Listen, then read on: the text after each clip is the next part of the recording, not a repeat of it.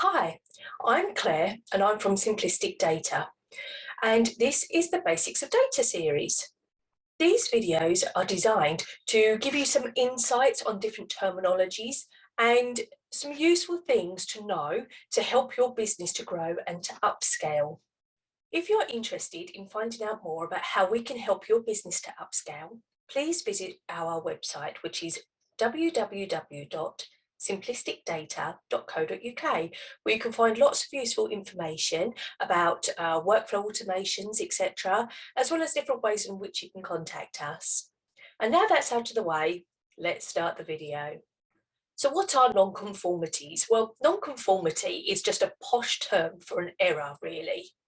What it is effectively saying is that something you have done or produced has not conformed to the standards required to produce the desired result. You would be forgiven for thinking that non-conformities were a bad thing for your business, but I'd like to assure you that actually having them is a good thing. And why? Well, because they help your business to evolve. Let me explain. By recording and investigating every single error that occurs, you are able to gain so much knowledge and information. So you can see whether the process to create the order and get it out the door is effective. And if it isn't, you can pinpoint the exact point where the failure happens so that you can resolve it to prevent them from happening again in future. If there is a particular part that keeps failing, you can see this from an early on, and then you can decide whether to source that part from elsewhere or maybe redesign your product so that it doesn't include that part anymore. If individuals keep making the same error, you can look to see what you can do to tighten that process to stop them from being able to have that opportunity to create the error in the first place. And this could be through automating that part of the process. It could be looking at the documentation and the training around that part of the process to see if that can be tightened up and made better. It could even be that you need a better quality inspection process or a QI process, so that the product doesn't leave that area until it's absolutely spot on and working as it should be. But also be very sure to pay really close attention to the failures that come out of the QI process, because you need to find a better way of working through the process to prevent them from happening going forward as well. It could be that the time has come to actually retire that particular product because maybe it's not fit for purpose anymore. The biggest problem that I see businesses face, it's not the actual errors themselves, it's the recording of them that's the problem. Because most businesses believe that non-conformities are bad, they create this culture within their business that basically beats their staff over the head with it every single time they make an error, and that's damaging to your business in a number of ways. Firstly, individuals will not log errors if they think they're going to be beaten over the head with them. They're not going to log them at all. They will brush them under the carpet, and you will not know that they're occurring until it is too late. And by that time, you could have lost half your customer base and your reputation will be damaged. Secondly, if errors are not being recorded, you'll not know the scale of the issues that you're facing. And some of these things are really simple to fix. And if you only knew about them, you could put the right things in place to stop them from happening in the first place, which could also then reduce the anxiety for your staff, because perhaps that particular step in the process that's causing the error in the first place, maybe it's a bit precarious or a bit difficult to get right. So we can remove that frustration, we can remove the anxiety for the individuals, plus make that whole process run better and reduce that opportunity for error. You also have to consider your staff turnover. Humans are very emotive and we're easily upset. If we feel like we are being treated heavy-handedly or unfairly, the majority of people walk away. Even if they see someone that they get along with being treated unfairly or heavy-handedly, it sows the seed of discord, and you could end up losing some really good members of staff. That's not to say that you should allow errors or that there shouldn't be consequences for those who blatantly disregard the processes they've been given. Far from it. But you should encourage a culture within your business that allows people to hold their hands up without being shot for it. And what that does is it helps them to build this communication with you so that you know what's actually going on within your own business.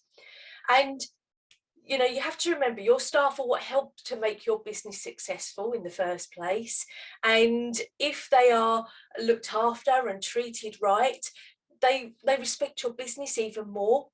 And if you give them a process to follow that so that when they make an error, they're empowered to be a part of the solution rather than always seen as part of the problem, things can really change.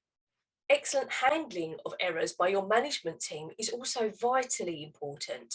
If the errors are occurring on a regular basis with a particular individual, it should be handled in the right way.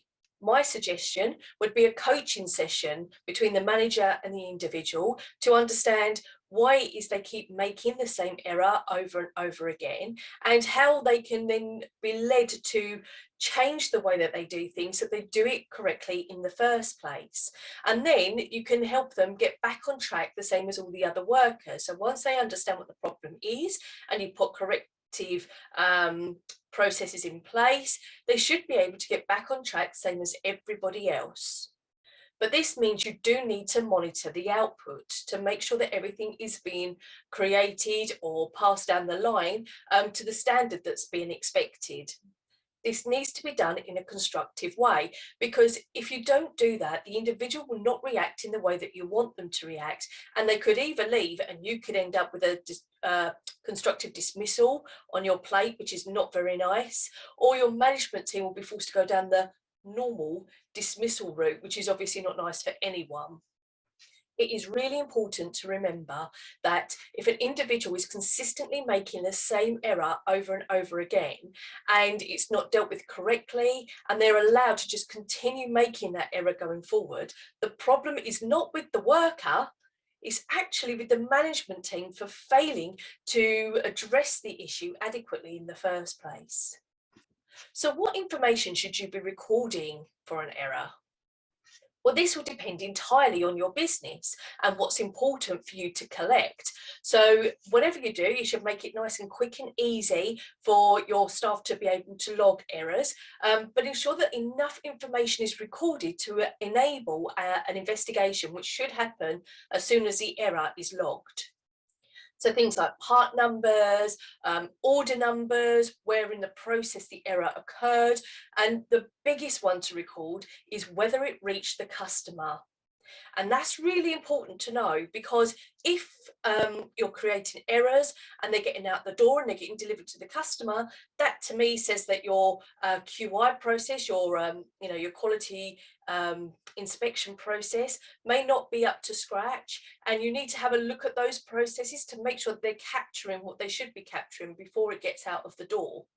Think about the different ways that you can capture this information. So, you don't want your staff to spend half a day filling in, a massive long form to try and catch all this information. What we want to do is be able to get them back to work as quickly as possible, but still record enough information. So think about different ways that you can capture that information. It doesn't always have to be in a form. Maybe you could utilize some recordings. So maybe using a dictaphone or a video, or photos as a way of speeding up that process.